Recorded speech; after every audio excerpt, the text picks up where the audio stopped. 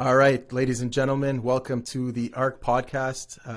Your host today is Hussein Mahmoud. Um, Today we have a really good guest who is not in studio today. I'm kind of jealous he's in Mexico, and that is Antonius Assaad. So thank you for joining me, Anto. Thank you for having me. I appreciate it. So what we're going to be doing today, and kind of the theme of the future podcast, is essentially highlighting athletes who were able to, in this case, go professional, or were able to use their skill sets from sports to transition to a professional career and later back give to the community. So super excited to talk to Anto today. I met him back in my graduating year of high school. That was probably 2004. I was in grade 12. You were in grade 9, and it's great to see you and see you succeed in life, man, and great to have you as a guest. I appreciate it. Yeah, so we'll start right into it, Anthony or Antonius. Give us a bit about your background. So your childhood, where you came from, and we'll go into high school and playing into sports. So my family moved to Canada from Lebanon. I was just a year old, so I don't have, early memories of Lebanon. So I do consider myself pretty Canadian in that sense. We had a regular immigrant life. At the age of about 7, we became actually officially citizens of Canada. Had a very normal childhood. Grew up in rougher parts of Ottawa. We came to Canada with very little, and slowly but surely the family started to do a little bit better, and then we transitioned over to me going to school. Started going to a French school early on. And then, transitioned to St. Pat's, and that's where we met, Hussein. Perfect. Yeah. And sports were a huge part of my life. I loved soccer. Actually, to be honest, my first love was hockey. Coming to Canada, that's what you see everywhere. So my first love was hockey, but unfortunately, like financially, we didn't have the resources to get me equipment and things like that. So what I decided to do is just transition to soccer, and then fortunately, I actually made a career and things like that out of it. That's basically my childhood. Nothing Perfect. too different. So how old were you when you started playing soccer? I actually started quite late. So I started at the age of 8. So the way it happened was there was the community center near St. Pat's. It's called Heron Gate Community Center. Yeah. My mom was there, and I saw a man actually. He was walking into the community center with a bag of soccer balls, and then I look over at my mom. I'm like, "Mom, do you think I can play?" She looks at me. She's like, "Let's go right now." And I'm like, "What do you mean?" She's like, "Let's go. You have your shoes on? Let's go. Let's ask for them to put you into the session." I was about 7 or 8 years old, and it was a Spanish team called Salvadoreño FC. So I was the only basically English speaking kid there. Everybody else was speaking Spanish. So I literally just went from my mom's car to my first training session, and then I joined the team after that. Nice. So that was a Yeah. good intro to soccer, and Yeah. I guess when you have a strong Lebanese mother, she's not going to take no for an answer from the coach. Exactly. She just threw me right in there, and I think that's the best way to start something in life. Okay, so playing, I guess you said at 8 years old, and you started playing and whatnot. Transitioning into, I guess, grade 7 and 8, when you start to take things more serious. Did you start playing for another club? Did you play for the school team? I'm assuming you went to St. Pat's Intermediate, Yeah. correct? Yeah, I started. So what happened was is that I played Salvadoreño, U10, 11, U10 and 11. I played Salvadoreño, and then uh, U12, I transitioned over to Ottawa Internationals, and then for some weird reason, I don't know why I did this, but I took 2 years off and I played house league. So Okay. I don't know why that happened, but it happened. And then shortly after, I joined St. Anthony's Soccer Club, and obviously I was playing for the grade 7 and 8 teams. But honestly, I was not very good as a young. So for example, at the age of 10, I was very good, very good. But then when I went into house league for those 2 years and I came out of it, obviously those 2 years of playing house league, you lose proper development as a soccer player. So I wasn't that good after that. And it wasn't until way later on in my career that I started to shine again. But, intermediate 7 and 8, I was on the bench. Like, all the guys that we played with, Yeah. I barely played. Even for example, grade 9 wasn't I was probably, let's say, like 15th best on the team. Grade 10, I started to get up there. I was 7th best on the team. Grade 11, I started to rise a little more. And then by grade 12, I was top 3 on the team. Was it your size you say that you were a late bloomer? I know that Yeah. you're a normal size now, but I remember Yeah. as a grade 9 you were a bit smaller. Yeah. So I went through puberty quite late. So everybody in grade 8, grade 7 and 8, 9, 10, they were already pretty much men. And I was very slow. I was very weak. And I'll be honest, I didn't really train that hard. So on the ball, I was always playing outside, playing with friends, things like that. But when it came down to the fitness and things like that, I would always avoid it in training. Never went to the gym as a young athlete. Anytime there was fitness, anytime there was a difficult training session, I would shy away from it. Okay. For example, like one time one of my teams, we had to run around the canal, and I just hid behind the bushes and met the team at the end, and just like went out and just ran over. Like, I don't know what it was as a young athlete. Like, I didn't really like to train hard. Which is not your motto now, No, because no. I know you're Yeah. wearing a jacket, but you're a pretty jacked guy. Yeah. So at what point did you realize that, hey, I love soccer, and B, I might make a career out of this? Like, when did it kind of click? And I know you talked about how you slowly got better as the years went on in high school, but like, when did things start to make sense, and you saw some offers and you said, hey man, Yeah. I might be able to make something out of this? So what happened was, at the age of 15 years old, I actually was getting really good. Like 15, 16, I was turning heads, and I started to get opportunities, for example, to go to play it in Holland and things like that. But then, one winter, we were in the finals of a match in Ottawa. It was St. Anthony's against Ottawa Internationals. They were the best team. We were second best. And I lost a little bit of control, and there was an altercation between myself and the referee. And then, anyways, I was kicked out of the match. And from that event, I was actually kicked out of Ontario soccer for 5 years. So Oh they gave wow. me a 5-year sentence of I was not allowed to play. Luckily, I was still allowed to play high school soccer. And what I did is, I actually was, like, at the age of 15, 16, I transitioned over to the men's league. So Yeah, I think we played 1 year together at the yeah, Osdome, if I'm not mistaken. exactly. So for example, all the kids my age were playing, under 15, under 16, under 17. I was playing with men, really good players. So I knew how to handle the physicality of the game. I learned different things. Obviously, the intensity and the aggression was far, far greater. So it was, in a way, a different way of learning as well for a player. Obviously, I was missing coaching points because there was no one there to coach me, to tell me, okay, this is how you make Yeah. a run, this is how you receive the ball, whatever. But I was just playing so many games, so many games. So I played way more games than all my friends were playing, even though they were playing, Ottawa Fury, and they were playing like OISL and provincial level. But I was playing against way better competition. So, so in a sense, it was a positive, but also it was a negative because I didn't really know the game very well. But I mean, from what I know and watching you play, you're a strong guy. You're a strong guy on the ball. I think, do you credit that to playing with older people and trying to figure out how to be physical? 100%, 100%. Like, it was a completely different game, Like, I was getting smashed, falling on the ground, getting back up, having to hold off full-grown men. So when I transitioned over to higher level, it was effortless for me because I was doing it since I was 15 years old. So, I find a lot of clubs in the world, they try to shelter their players. I was kind of given no choice but to transition straight into the men's league. So was it the right thing to do? I don't know, but it worked out for me. But I mean, what were your options, right? Were you able to appeal Exactly. what had happened with the referee, or it was basically a five year sentence, or whatever, 5 year disbarment? Do you want me to tell you what happened? I mean, yeah, if you want to go in detail, Okay. sure, Yeah. you can let Yeah, us know. yeah. I don't mind. I don't mind. So basically, a player on my team got into an altercation with the referee, and then the referee sent him off. This is And during the then game. during the game, so I went over to the referee. I'm like, hey, like, what happened? Blah blah blah, and he gave me a red card. So I was very upset that we got 2 red cards. We were the 2 best players on the team. We had a big chance of winning the game. Anyways, when he gave me a red card, I kind of just looked at him, and then I spat near him, and he moved out of the way. My intention was never to hit him with the spit, but I kind of just spat on the ground near him.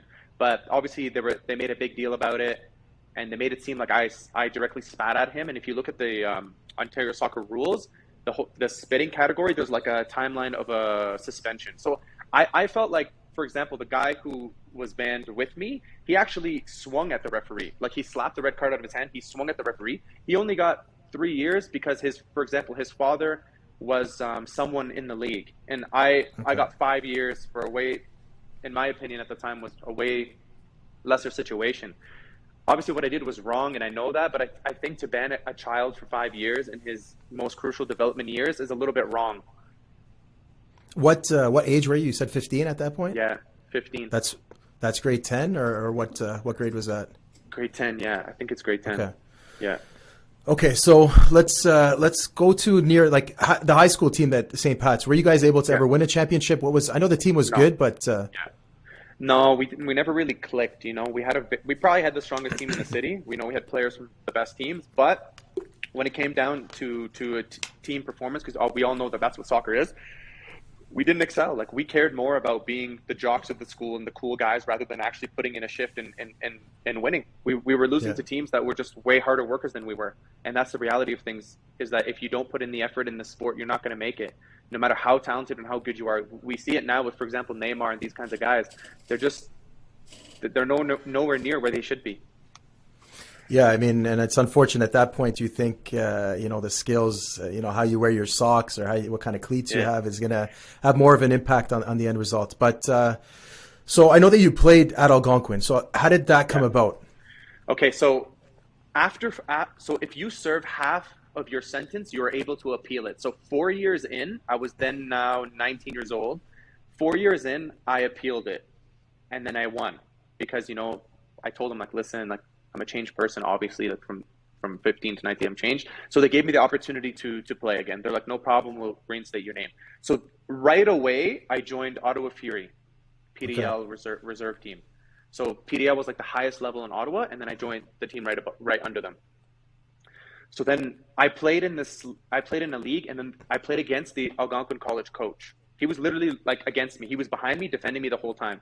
And obviously I had a very strong game. I scored a few goals. And then right away after the game, he's like, what school are you going to? I'm like, I don't know. He's like, you're going to Algonquin. He's like, look, I want you on my team. I'm like, okay, perfect. And then and it's funny, Stefan Amard, he was actually in that game too. And I told the coach, I'm like, coach, can we bring him too? He's like, okay. So anyway, so I got the opportunity to play college soccer with my best friend. And it was a great experience. Obviously I didn't get the playing time that I felt that I deserved. When you're coming in a young player, the college university route, I don't like the fact that they have this seniority rule. I feel like they should just play the best players, and I didn't feel that I got the right opportunities. I played probably 60% of the games. I would have liked to play a lot more, but that's just how it is, right? Sometimes, soccer is a game of opinion. Sometimes a coach likes you, sometimes a coach doesn't. Right? It doesn't mean you're not good. So, for example, in Algonquin, they restricted me so much to my playing style. They thought that I was just a big, strong guy who could just hold up the ball. So they told me, like, the 18-yard box, from the width of the 18-yard box, do not move side to side and only hold up the ball and play it. And I felt like I was way more than that. Yeah. And so I felt like that situation didn't really do me justice. So what I did after my second year of Algonquin, the season finished, and then I flew to Lebanon. Okay. So it's a good point that you touched on. I mean, for me, I'm more of a basketball guy. Obviously I played soccer, but it's always style of play, and coaching is going to play the biggest factor on a player. You can have one guy that with the wrong coaching, the wrong style will do nothing. And then all of a sudden there'd be a change and they turn to be an amazing player. Right. So that's a great point. How was that team though, the Algonquin team? Were you guys good? So we had won provincial 5 years in a row, and then I joined on the fifth year. That fifth year, so we won it that year. The following year, we actually lost it for the first time so it would have been our sixth championship. We lost it, and then my third year, I think we also lost it too. So when I joined the team, like, our group, we were good, but the group before us was a lot better. So you mentioned going to Lebanon. Obviously, you were born there. You said you came here when you were 1. How did that come about? I know for me, I know the story of my brother, and there's agents that look and whatnot. So how did that come about? So it's funny because I actually reached out to your brother at the time and I was asking him to help me and if he had any connections, and he sent me a few connections and I sent him my videos. Nothing really came out of it because my videos, like, I didn't know how to make highlight tapes and things like that. So what I And did, this was what year was this? this was, I think, 2009, I think. Okay, so this is like pre-Instagram, pre-Facebook blowing up with videos and whatnot. So it's a different time. I mean, social Way media different didn't time. play a factor, and Yeah. editing skills were not what they were today. Yeah, and there was never any scouts. There was no one watching our games. Like, there was no professional opportunities in Canada. There were only like a few MLS teams or whatever, but like there was no one watching our games. So if you were good, like, you either had to go yourself or anyways. So I contacted my cousin. He was coaching youth teams at the time, and then so he told me, he's like, listen, come down, and then you could train with a lower division team, and then we'll have all the first division teams come and watch you. I'm like, okay, perfect. So I flew down, and then I started training with a club called Shabab Al Arabi. And so basically this club, they had all the best young players in Lebanon. They had them all signed to contracts because they knew that, you know what, these players will be the stars in the future. So why don't we just start a team, start them in the lower divisions, and then work our way up to the first division with these young players. So I was part of this club. And it was honestly a great... What was the adjustment like moving to a different country? So even though you're originally from there and yeah. you speak the language, but at the end of the day, we're Canadian, right? Yeah, and honestly, my Arabic was not very strong at the time, but I didn't care. I still tried to integrate myself within the team. They would make fun of me and laugh at me a lot at the way I spoke, but honestly, like, when it came down to playing, I destroyed them. Like, obviously, they were very good players, but I was different. Like, I was physical. I was powerful. You know, it was a little bit different to the Lebanese game because they're not so conditioned physically at the time. Okay. Even now. Anyways, so it was a good experience. So what I did is I played with this team, and then every time we had a game, all the big clubs would come and watch me. So I played, I forget how many games, probably 8 games, and I scored in every single game, and I had a few assists and whatever. So right away, teams started calling me and having me come trial. Like, Nijmi was the best team at the time. I went on a 2-week trial. I went on a trial with Ahli Alay for like a few months. Like, I didn't make a decision as to what club I wanted to play for. I just kind of just trained with everybody and tried to see which one was the best fit for me. But my issue at the time was I always felt like there was something keeping me from staying in Lebanon. Like, I had one foot in Canada and one foot in Lebanon. So I would always go back and forth between the two countries if I didn't like the deals that they were offering. But if I could go back in time, I would just take the deals and just play, because the problem with a lot of footballers that I find in Canada is that they're waiting for that perfect opportunity, but they don't understand is that the more time that passes, that's more games that they're not playing at the professional level. And you have to play professional matches. Doesn't matter what the money is, doesn't matter what it's like, because soccer is an unforgiving sport. People will forget about you the next day. So you need to play matches. And I mean, I did that for the most part. But I felt like I didn't take the offers. Like, so many teams were offering me opportunities, you know, sign with us, you'll live here, you'll get this.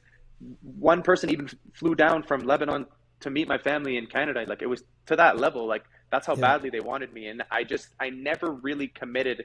And more time was passing and more time was passing. I'd go back every summer, and I'd go trial for like 2-3 months, because that's when they were having all their friendly matches. And every summer I would get offers and I would never stay until, you know, one summer I decided to come back to Canada because there was a new professional league starting. It was the Canadian first division at the time. And I played with a team called Kingston FC. And that was my first year as a pro. I was 21 years old, first year as a pro. But I could have started my career much sooner. But anyways, that season went really well. The first 6 games, I had very strong games, very, very strong games. So it's funny, I transitioned over to a winger. So my whole career I was a striker, and then you know, this coach was like, "No, I want you as a winger." And I did not know that I was a good dribbler. I did not know, because my Algonquin coaches told me, "You stay between these lines." So this coach was like, "Listen, when you get the ball, just dribble." I'm like, "Okay." So the whole game plan for the team was to hit over the ball to me, and I bring it down, and I just dribble at guys. So this was after this was after Lebanon? Was this after Lebanon? Yeah. So let's your confidence level after playing in Lebanon, playing in a professional stage compared to when you were in high school or in college. What was your confidence like? Oh, like I would go, for example, I would go back and train with Algonquin because I kind of still had that 1 foot into Canada just in Yeah. case. And when I would go back and train with them, like I was miles ahead of everybody, like miles ahead of them. I just knew what I was going to do all the time. Whereas in Canada, I feel like because they only play 2 months out of the year or 3 months out of the year, and I was playing 10 months out of the year, it's a huge difference, right? I have way more games than them. Yeah. So my level increased, my confidence, and also it's like, it's that swagger that you have that you play pro. Like I'm a professional now, Yeah. and I'm going against amateurs, so I can't let them beat me. So it's like more the mentality thing. Yeah. So So how did yeah. Kingston go? I mean, I don't know, is that league still going? And I know that you So ended up in Germany yeah. at one point too. So I went back to Lebanon to play like many occasions, like Hmm. at the age of 24, 26, 28, so yeah, the timeline's quite crazy. But the Canadian League, it's now the CPL. It's the same. Okay. They folded. It folded for a few years, and then now they started the CPL. So Okay. Kingston. So like I said, that year after a few games, I had Twitter at the time. It was like Twitter was new, and I saw there was a list of under 23 players that they wanted for the MLS Combine, and I was part of that list after 5 games. So I was like, whoa, like this is crazy. Like, I was very happy. Like that was the first year where I started to take the gym seriously. Hmm. I was going to do versus athletic conditioning. I remember that's what it was, and it just changed my game completely. Like I was so much faster, I was so much stronger, I was so much more athletic. So right away I stood out. I stood out like crazy on the pitch compared to everybody else. So yeah, so like I said, I got invited, and then I got a big injury. I ruptured my groin muscle, so I was out for Okay. about a year. So in that year, I just got extremely jacked because I could do like upper body, and I was able to do lower body after a few months. And I just decided, like, listen, I'm not, because injuries are just a kind of a way for you to understand there's something's wrong with your body, unless it's obviously someone kicks you or whatever. Yeah. I changed my body completely, and then um, I transitioned over. I played in this league called League One Ontario. That was the first year of the league. It was like a semi-pro league. I played like 8 games, and then I was just getting ready because there was a team in Lebanon in the first league that flew me over to sign. Okay. So I mean, you've been in a lot of leagues, Yeah, and it's funny because I guess growing up, when you think of professional athletes, you think of big contracts, yeah, and obviously now, if a younger person is listening to this, they think Canadian soccer. There's Alphonso Davies. yeah. There's so many players, but back then Canada wasn't anywhere near the level that they are now. No, not even close. And honestly, it was a huge battle. Like for example, like people nowadays that are playing in these leagues and all these kinds of things, like they're actually so fortunate because from playing university and college, they're able to get drafted to CPL and these kinds of things. But we didn't have any of that. So I literally just whatever opportunities would come, I would just go. I would just fly out and try and see what I can do. And it was more And just a passion to play soccer, or were you chasing the money, or what would you say your driving factor was? see, early on, when you're young, you can kind of uh, call the shots because you're a young player and So at that time, I was chasing the money, which was wrong to do. I should have just thought about it logically, and I didn't really have any agents to help me. I just kind of did everything on my own. But yeah, I think I was chasing the money at the beginning, and then as my career started to kind of get lower and lower, and I wasn't really getting the deals that I wanted as I got older, I started to chase the opportunities at that time. Okay. And then what would you say your best professional career? Because I know that we talked about a Yeah, couple of leagues that you were in Lebanon. If I'm not yeah, mistaken, you did play in Germany, correct? There was maybe a yeah, lower division in Germany. yeah. How was that playing European soccer? Look, so I was 25 at the time, and my one of my best friends from Ottawa, he was playing in Germany for like 6 7 years, and then he called me one day. He's like, "Listen, my coach saw your video. He really likes you. He wants to sign you." And it was either between Germany and New Zealand, and I was getting a little older at the time. I was like 25, 26, and I'm like, "Listen, I need to play in Europe. I need to at least say that I played in Europe before I retire." So I took the Germany opportunity, and honestly, Germany for me was my favorite footballing experience because even though you're not playing the highest division, the level is so high. Like it's extremely high. Like let's say for example, German sixth, fifth division is higher than Lebanese first division Okay. at the time. So way higher. So I improved so much as a footballer being in Germany. Like Germany was a turning point in my career, and I'm upset that I went there at 26 years old, but that's just when I had the opportunity. What were the And facilities like? look, it wasn't the pitch was amazing. Like the grass was amazing, but you only trained 3 times a week.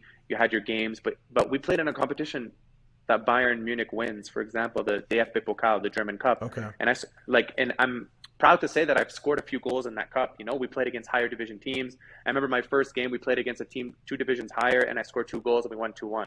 Oh, You wow. know? So Germany it was just a different level, and it was just so beautiful because it really suited my style. Because in Germany their style of play is like, okay, a few short passes and then pass to the winger. And the winger Yeah. just does his thing. So for me, it suited me, and I looked really good. And you know, every time we would play a team, that team would offer me a contract for the following season because you know they were always planning for the following season. So I had many opportunities while I was there. You know, and a lot of big teams came and scouted me too, but when they found out my age, they got turned off, and they actually did not go for me. You know. So let's talk. You talked about your injury and how you got into the gym. So we'll transition to kind of, Yeah. you know, after your retirement. I know that you were heavily into the gym. You even started your own company that Yeah. was a fitness company. So let's talk about life after soccer, even though you were still connected to training in soccer, but Yeah. business wise and career wise. So when I was, for example, when I was playing in Germany and when I was in Lebanon, that's when I started to think, okay, I need to start planning for after my career. So in Germany, I started helping my teams with preseason training. So I'd already had a training background. I had, you know, my license to be a trainer and these kinds of things. And I did a lot of research, and I was fortunate enough to have very good trainers in my life. So I had a lot of knowledge. So I started helping my clubs with their preseason training, doing training sessions, workouts, things like that. And then I realized, I'm like, you know what?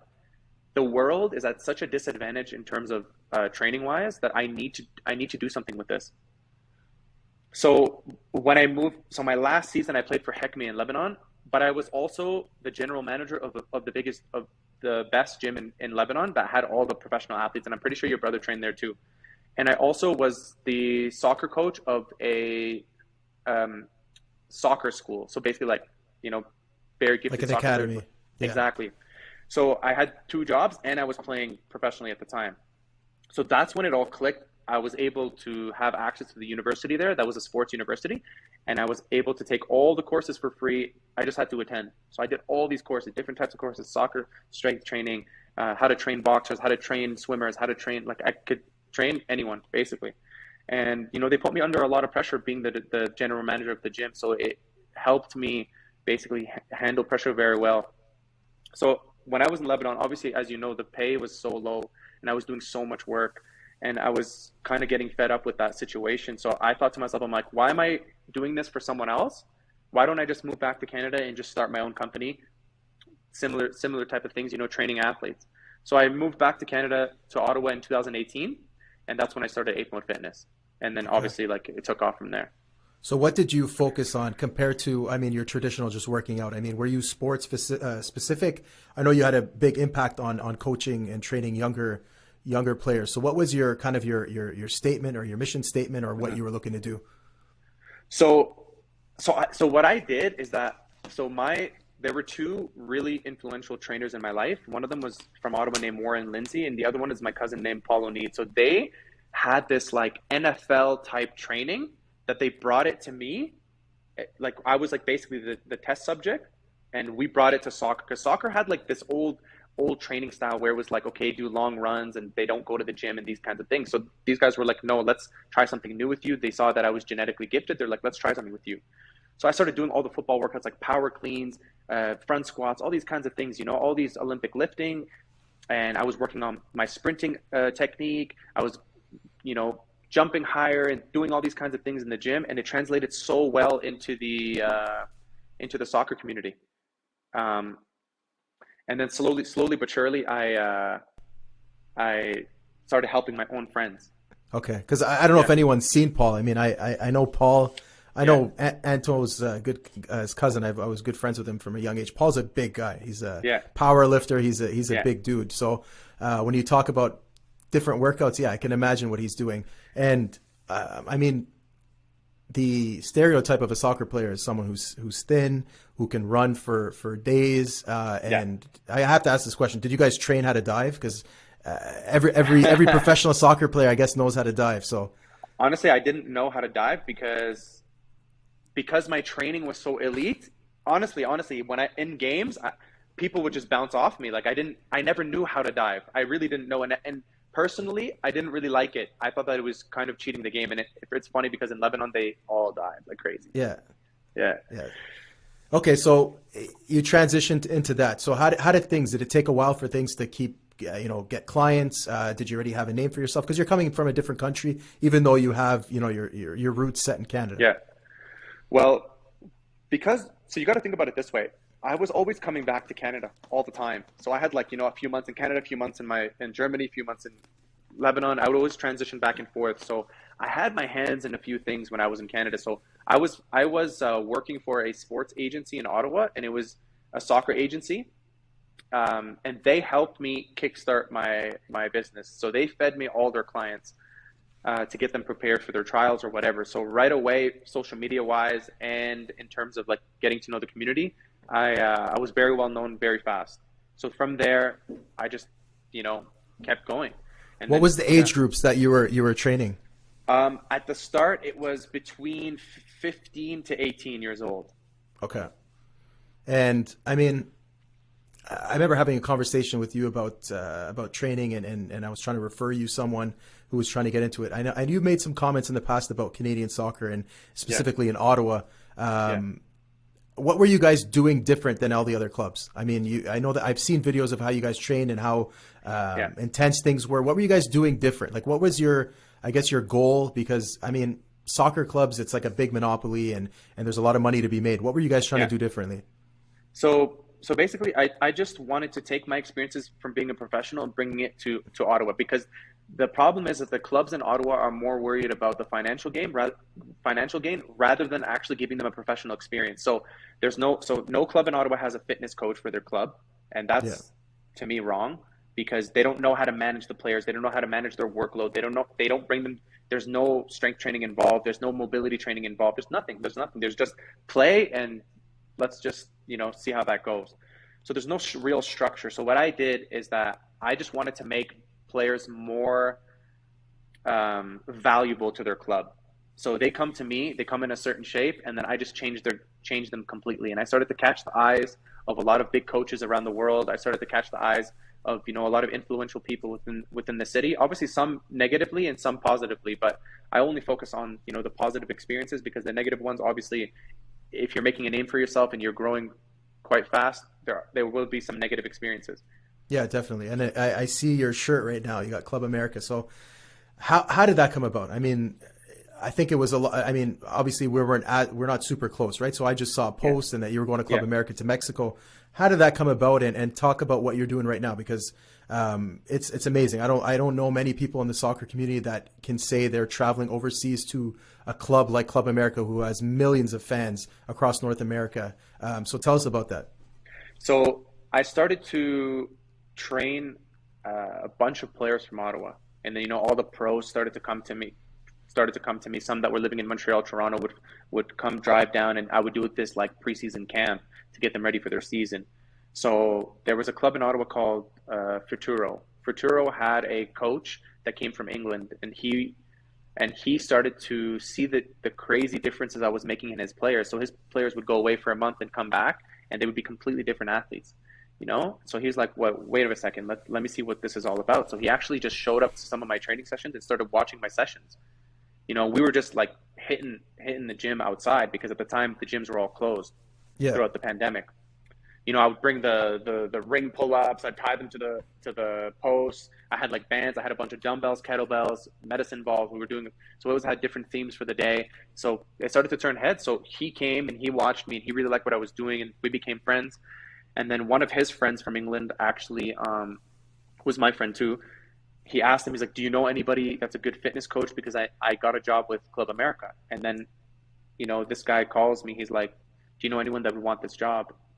And it's funny, because I was actually looking at apartments in Mexico a week before that, because I was fed up with Canada. I didn't really like the situation, and I just wanted to live my life. So I was looking at, apartments in Playa del Carmen, Mexico. I was just trying to get away. And then a week later I get a call. So for me, it's a sign from God. Yeah. There's a reason why I'm here. There's a reason why this all happened. So I got the. So what's your title? What's your title? And I guess I'm Yeah, I'm the fitness coach of the women's team. So Okay, I awesome. travel with the team. I handle all the mobility, warm ups, strength and conditioning. I manage the players individually. Um, we have Mexican national team players on our team. We have like 5 or 6 of them. Like we're the biggest club in North America, Yeah. and I'm very fortunate because the head of performance for Club America, he's actually a Canadian guy from Montreal, so I'm always with him. Like any chance we get, he's like, we're talking about my plan. He's like, okay, what's your plan? Okay, so what's your high speed running for this week? So we go over everything together to make sure that this is going to be a successful plan this year. And so And you're far we've also done very well. Yeah. you're also a jersey model, if I'm not mistaken. Yeah, they use me for a bunch of things. They asked me to take photos for the club and things like that. So I say yes. Why not? That's awesome. So Yeah. I guess, with the success into this is what's next? What's next for Anto? So for me, I'm probably gonna do one more year with the club because I'm very happy here. I'm happy in Mexico City. It's a beautiful place, and I'm obviously like there's no other club in Mexico I want to be with. Club America is the biggest one. So we had chatted about me coming back for the next season. So they had offered me a 2-year contract, but I only signed for one because I wanted them to see how I work, and then for the following year to renegotiate. So we've already had that conversation. So it looks like I'm probably going to stay for another year. So right now we're in our second season. So in one year, the season's divided into 2 separate seasons. So we're Okay. in our second season of the first year, and then I'm going to stay for another full year. And then obviously in the future, 100%, my goal is to transition to men's football because I want that pressure. I really enjoy it. Even in the women's game here in Mexico, the pressure is insane. Like Yeah. it's crazy, And So yeah. what's the competition like? I mean, I know people as a man, you think, okay, women's sports, but it's a different type of level when you're talking Mexico or Yeah. South America or Europe. Yeah. Honestly, I was very surprised, and they throw me into the sessions a lot. Like in practices, I take part of sessions all the time. And honestly, Hussein, like if I don't try my best, like you're gonna get like I'm not the same anymore. I don't train, I don't play anymore. So Yeah. if I'm not like playing like well, I get yelled at by the girls, and you have to be on top of your game. Like they're great players, like they're really good athletes. So it's no joke. And like for example, the semifinal game we played against Tigres last season in the playoffs, the stadium was full, like full, 40,000 people. Yeah, that's So you can insane. imagine it's very serious in Mexico. I think in the entire world, our women's team, in terms of social media interactions, we're second in the world. First is Chelsea. Wow. So it shows you how big it is. Like the fans care a lot. It's not a joke. Is there a lot of Mexican Americans on the team, or is it Yeah, mainly from Mexico? a lot of Mexican Americans. We're the team with the most. We have about like 13. Oh, wow. Okay. Yeah, So that makes things easier, right? How's your Spanish? Did you yeah, have to learn, or you speak in English with them? yeah, for sure. Like my Spanish is very good because I learned how to speak in terms of soccer terms, and that's the most Okay. important thing. I can have conversations with players. Obviously, my grammar and the way I speak is not correct, but Yeah. I do the best that I can. Like I've said full presentations in front of the whole team in Spanish. So I try to speak to them, and they appreciate it too. The club appreciates it. The fans appreciate it as well. Okay, perfect. I mean, it's a great story. It's very rare that people are able to play a sport. Coming from someone like myself, I love sports, but playing that next level after high school is just such a different thing. So to hear a story like yourself, where you played, college soccer, you went pro, you had many different stints across, North America, Lebanon, in the Middle East, and then in Europe. So that's amazing, and it's for someone who loves sports, it's great to see someone who's still working in part of their passion, right? And I admire you for that. So it's awesome. So we're gonna do a little rapid fire on Okay. Anto. Favorite soccer team? Liverpool. Okay. And is there a favorite player right now on Yeah, Liverpool? yeah, Salah. Okay, that's a good choice. When you were growing up, who was your favorite player? Um, Brazilian Ronaldo first, and then Luis Suarez second. Okay, interesting. If you were to say, your biggest mentor in coming up the ranks, who would have that been? Whether it's a coach, player, whoever it was. Biggest mentor. Um, I had a coach in Lebanon. He was Iraqi. His name is Bahat Salim, and I think he was hugely influential in my life. Even though we only knew each other for 7, 8 months, he was huge for me. Okay.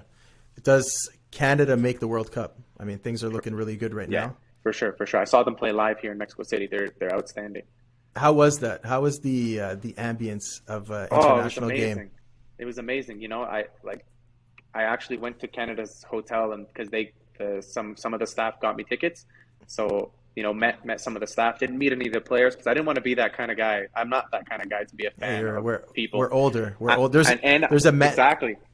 there's a man's rule apparently that you can't wear a jersey of someone who's younger than you. Someone told me that. So And keep that also, in. it's like I'm in the same like environment as them. Like we're in the same level. I can't Yeah. just go and be a fan. I can't do that. Okay. And then I'm going to ask you this question. It's two parts. So if you were Yeah. to go back to your soccer career Yeah. as a youngster, as a teenager, what would you tell yourself as Okay. something to do different or something as an encouragement? So as a younger athlete, so between the ages, for example, of 11 to 19, I would say train way harder than you did and care a lot more and put in more time and effort into the sport because I put so much time and effort into such useless things like going out and partying and just going. Because listen, these parties and these kinds of things, they don't serve you any good if you want to be an athlete. So I had one foot in and one foot out, one foot in training and then one foot out in terms of trying to be the cool guy. Later on in my career, I would say take the foot off the gas for a little bit. Like I was training way too much, thinking that I could kind of make up for the lost time. But you have to understand, we're only human, and our bodies can only handle so much. So that's something I really focus on with our teams here.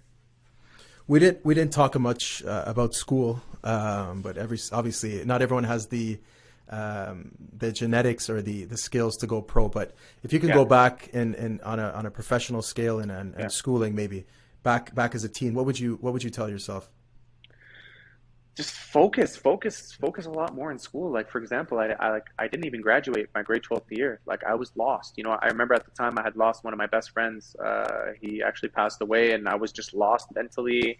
I didn't know what I was doing. I kind of gave up soccer for a little bit, and I didn't really focus on school too much. My goal was always soccer, but I wasn't really putting in the effort to get there. So what I would tell myself is definitely like, you know, try to understand what you want in life, at least have a little bit of a direction and just stick to it, because soccer or sports is such a short time in your life, and you Yeah. have your whole life after that to focus on, which is the stage that I'm in right now. Great point. I guess I'll throw a little curveball in to that soccer player who's 15 years old, who's getting looks, who's playing at a high level, who's good on their high school team. What would be your advice to them? Because I know that Yeah. you've helped out in the training, and what would your advice be, I guess, to them?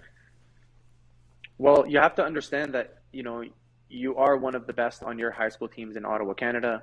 You have to understand there's a whole other world there. And if you have actual goals to go abroad and to be a big player, you have to put in the work. Like you can't think you know it all. You can't think you're too good. So for example, like I played with everybody and anyone, but I find kids nowadays, they're afraid of getting hurt. Like I train a lot, like my clients in Canada are all soccer players. And like, they think they're too good to play in certain areas.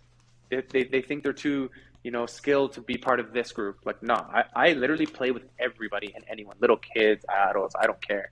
So probably let go of your ego and really, really buckle down and, have a plan. You need a plan, seek a professional, go talk to someone who actually knows what they're doing and have a plan, because a lot of these kids are overtraining, or a lot of these kids are not going to the gym. Their muscles are extremely weak, and then they're susceptible to injuries and these kinds of things. Awesome. No, thank you very much. Listen, Anto, it was great to have you on. I know I've kept you Thank you. from probably the weekend league and You FIFA. did, you did. Me and Antonius, we talk a lot about Ultimate Team and FIFA, and we're Yeah. we're big fans and whatnot. So I appreciate your time, man. It's a great story because you took a passion. You had some speed bumps along the road. You talked about being suspended for a couple of Yeah. years, and you just turned the best out of it, man. And it's always great to hear stories of people that you know who are succeeding. And I guess not a jealousy of mine, but someone who's working in their profession that in an area that they love. So, I mean, it's awesome, man. So you were able to use sports to your advantage and not let sports use you. So appreciate it. And thank you so much. So if you got anything to say, feel free to give any shout outs or anything. Yeah, so if anybody is watching this and, wants some advice or wants to chat, just hit me up on Instagram. I'm sure you'll have it in the captions, who's Yeah, we'll somewhere. figure it out. Yeah, Yeah, just we'll hit me figure it up. out. I'm free to chat. Awesome. All right. Well, thank you so much, man. I appreciate your time. It's a Thank you. Saturday night, so Anto is not messing around. He's all business. So thank you so much, and stay tuned, man. This is what we want to do. We want to get you good athletes with good stories, and hopefully we can continue doing it. So take care, man, and take care. Have a good night. Later, brother. Take care.